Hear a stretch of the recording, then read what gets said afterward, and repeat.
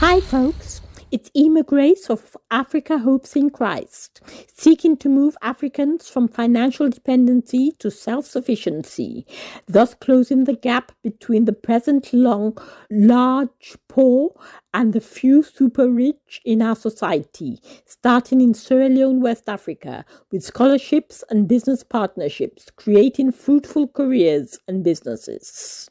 Welcome to our Thursday blog.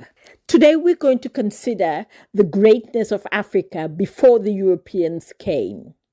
I was told when in primary school in England that Africa was nothing before Europeans came and so-called civilized us. This was wrong and erroneous and due to racism. We were told we were the dark continent, and I stood there in that classroom with a white teacher teaching the rest of my white pupils that I had nothing to contribute. My continent, my race had nothing to contribute to the civilized society, and we were the dark continent running around naked and unable to pursue sensible way of life. This was wrong. Today, I want to talk about the ancient civilization of Zimbabwe. It's the name that Robert Mugabe and his other fellow people gave his new country, Zimbabwe. It used to be an ancient empire. Well, the Zimbabwean Empire, more accurately known as Great Zimbabwe, was a powerful African kingdom that thrived between the 11th and 15th centuries, renowned for its impressive stone architecture, sophisticated trade networks, and advanced technological skills, including sophisticated ironworking, which allowed them to control a lucrative gold trade with other regions across the Indian Ocean. Key scientific facts about Zimbabwean Empire.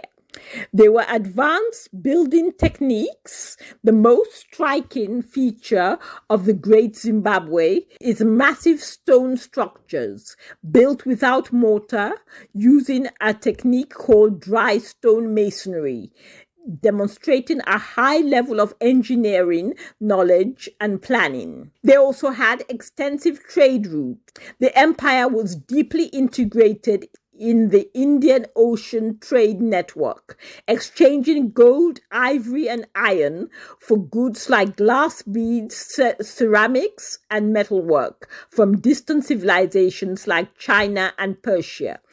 Sophisticated ironwork.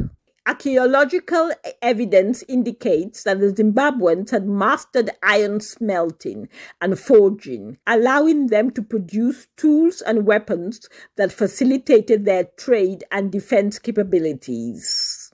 The empire is also known for its distinct soapstone carvings, particularly the Zimbabwe bird figurines, which is believed to have symbolic significance. They also practice agricultural. Evidence suggests that the Zimbabweans practice advanced agricultural techniques, including terracing and irrigation systems, to support their growing population. Important points to consider is the colonial misrepresentation. Early European explorers often attributed the massive structures of Great Zimbabwe to non-African civilizations, reflecting racist beliefs that Africans were incapable of such complex construction. Agricultural significance. Ongoing archaeological research continues to shed light on the complex social and economic structure of the Zimbabwean Empire.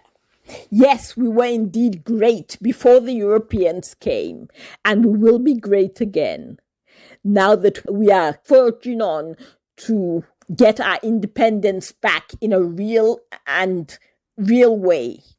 Thank you for listening, and looking forward to talking to you again next Thursday about Africa and Africa Hopes in Christ, about topics about Africa and about Christianity. Thank you.